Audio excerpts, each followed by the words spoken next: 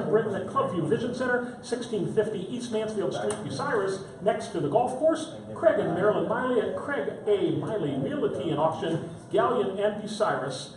Fred Rowe and Angie Oots at Mill Creek Nursing and Rehabilitation, Route 309 on the south edge of Galion. And I expected Coach Grove. You're not Coach Grove. No, I am not. Here, pick up the microphone there, please.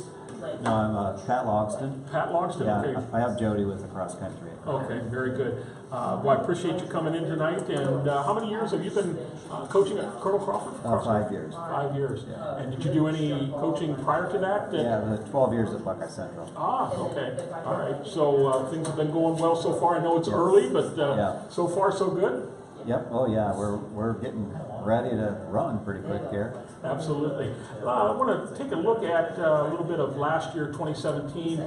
You won the N10 boys season with 42 points. Second in the N10 girls with, I believe that's 58 points. Upper won that as far as the girls are concerned.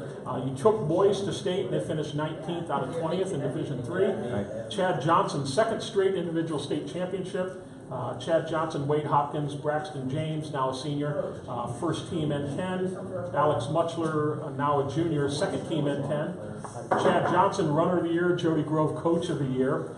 And then from the girls' side, Allie Hocker, now a sophomore, first team N10. Casey Speck, a sophomore now, and Carrie Teglovic, second team N10, and Allison Manko, a sophomore now, and Hannah Williker, a sophomore now, honorable mention in N10. So quite an impressive list of student athletes that you got to place on those two teams. And let's face it, Coach, athletes like Chad Johnson don't come around too often, do they? No, they're not dime a dozen. You know, we've been around it a long time and stuff. You know, and we've seen some good kids and stuff like that. But Chad's just head and shoulders above. I mean, well, let's be honest. We could argue that he could be one of the best athletes in North Central Ohio's ever seen. Oh, absolutely. You know, I mean, he's been to New York, won that big 5,000 up there on the track and everything. You know, he leaves next week for Iowa State. Iowa State, Ames, Iowa. That's correct. So, but now it's time to rebuild. This year's different, and things are going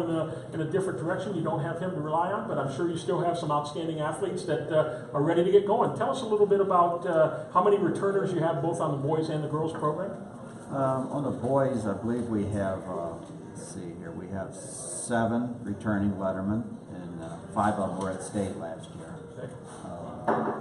Girls-wise, we didn't have any girls at state last year as such, but we got, I mean, Allie's really running well and stuff, and you know, and with other kids we have, Katie's here and Courtney, and you know, we should have a good pack here. You know, we're not going to be like 3 minutes ahead of everybody like Chad's always been. Well, yeah, but he's special. So oh, he was. I understand that. Do you have many incoming freshmen that are into the program, either on the boys or both on the boys and girls side? We have a decent number of boys and girls freshmen. We just had junior high come in last week, and we had 12 girls show up. Good. So we could use a few more junior high boys if there's any out there listening.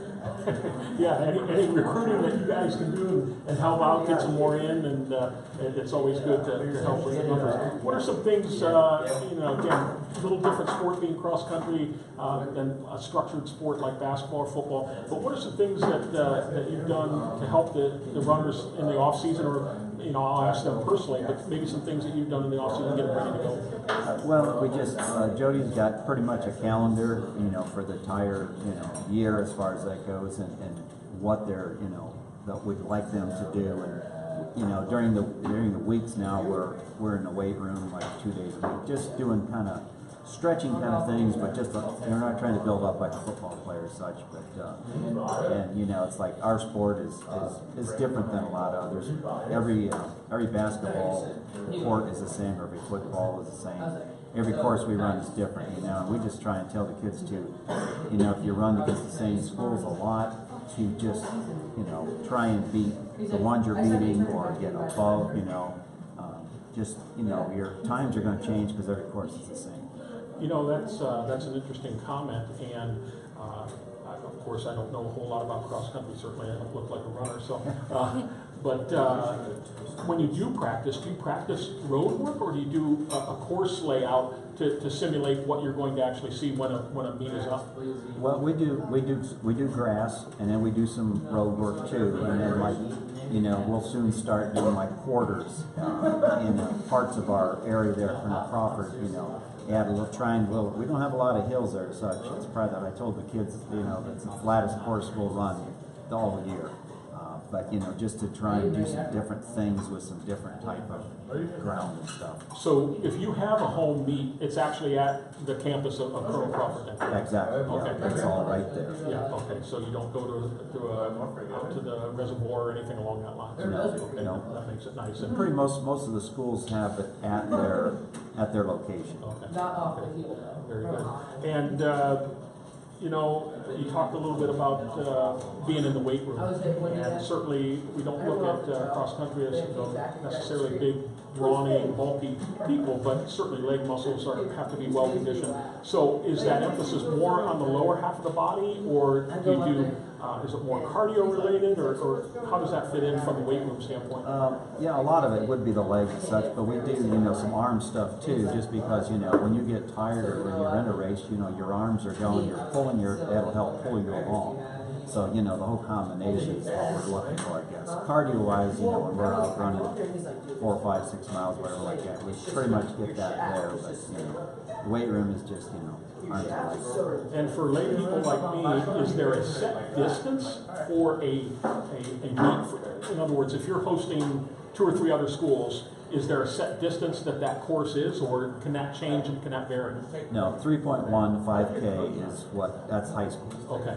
It's always the same. You can't go over a 5K or 3.1 miles. Okay. Correct. So that's that, and even all the way down to state, correct?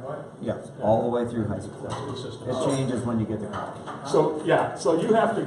So at the campus there, Colonel Crawford, you have to know kind of that layout to make that exactly to that distance, correct? Yeah, we was working on that last night with the GPS, a couple of the kids, you know, trying to remark because some things have changed out there as far as the course layout, where the course was. So we're remapping that, you know, and then we'll do a GPS and we'll probably roll it with a wheel too. I would have thought maybe you'd have David Sheldon out there actually running with you and counting the steps or something. Listen, like I'll go in tomorrow and see if I can get him to come out with me. I think that'd be a good idea. He'll probably come out. He'd probably go for that. Yes, sir. Very good. We're going to take a break here. We have 4 young student athletes around the table. We're going to talk to them. We'll do that after this important message.